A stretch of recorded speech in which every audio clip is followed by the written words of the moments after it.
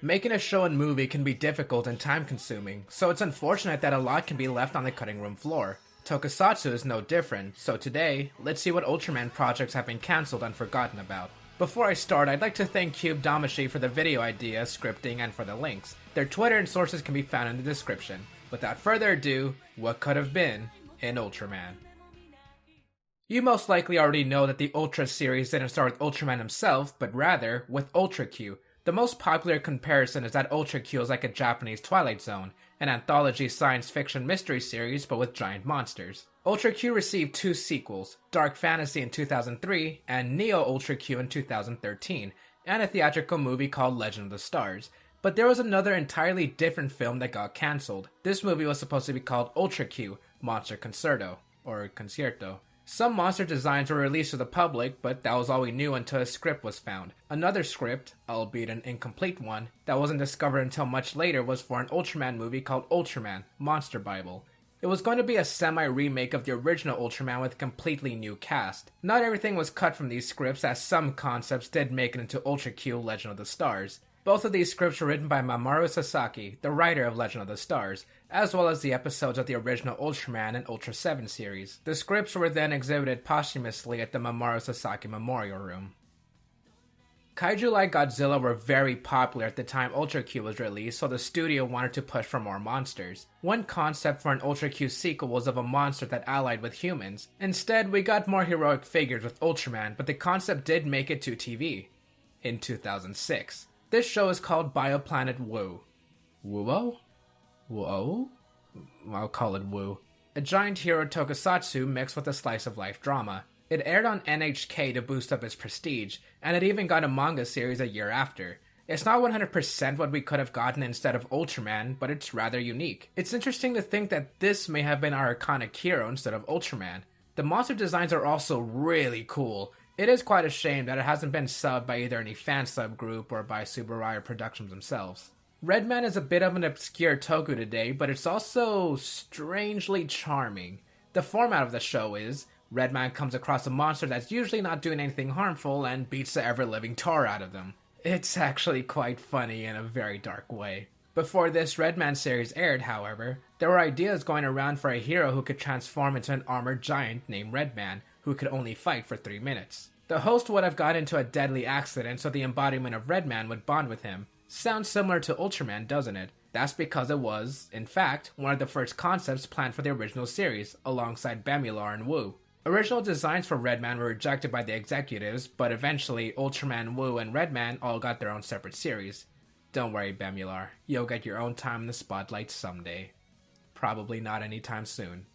Ultraman Giant Strategy is another Monster of the Week type story, but in movie form, this time with a mechanical monster named Napoleon. While the movie wasn't made, it did get adapted into a manga and novel under the same name. The cancellation of the movie was due to high cost of production, and I don't blame them. That monster suit looks amazing. Ultra Super Legends was going to be a film sequel to Ultraman's story about Andromelos and the Ultra Brothers. Because Ultraman's story did poorly at the box office, the film wasn't made. But Andromelos got his own TV series. Ultraman Towards the Future is a series officially produced by Subaraya Productions that was made to be released outside of Japan, specifically Australia. Its Ultraman, named Ultraman Great, was going to get a movie about his arrival in Japan as a sequel to the series. The movie was promoted in variety shows and Towards the Future was dubbed, increasing Great's popularity in Japan. In the end, the movie was never made, but Ultraman Great is still considered official. Yay. Ultraman Great was also planned to get a second season, but a conflict came up between Subaraya Productions and the South Australian Film Corporation.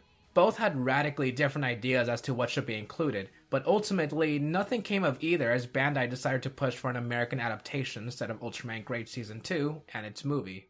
Subaraya's ideas for Great's second season included the appearance of a three-legged Beltan and the Ultra Brothers. I feel like I just butchered Beltan's name. Beltan? Baltan. Ugh.